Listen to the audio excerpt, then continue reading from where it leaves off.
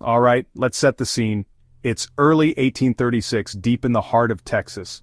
The Texas Revolution is raging, tensions are sky-high between Texian settlers and the Mexican government. But while most people know about the Alamo, there's another battle, one that's just as important but way less talked about. I'm talking about the Battle of Goliad. So why Goliad? Goliad was this small but strategic town in Texas sitting right between San Antonio and the Gulf Coast. Whoever controlled Goliad could control the flow of troop supplies and messages.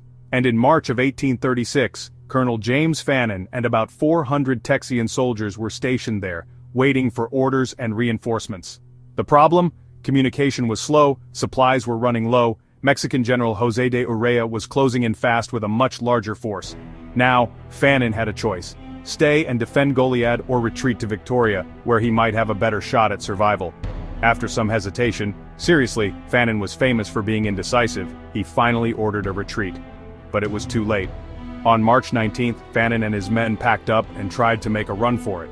But just a few miles out, they got bogged down in the open prairie.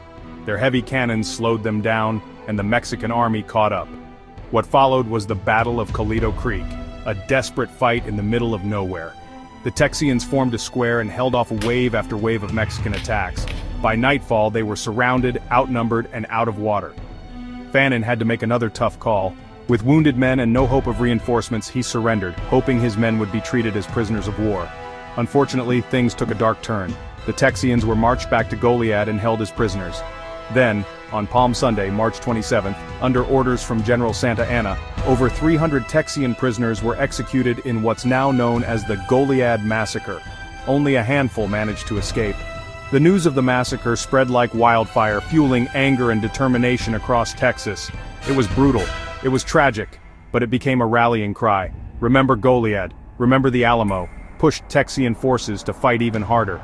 Just a few weeks later, at the Battle of San Jacinto, the Texians won their independence from Mexico.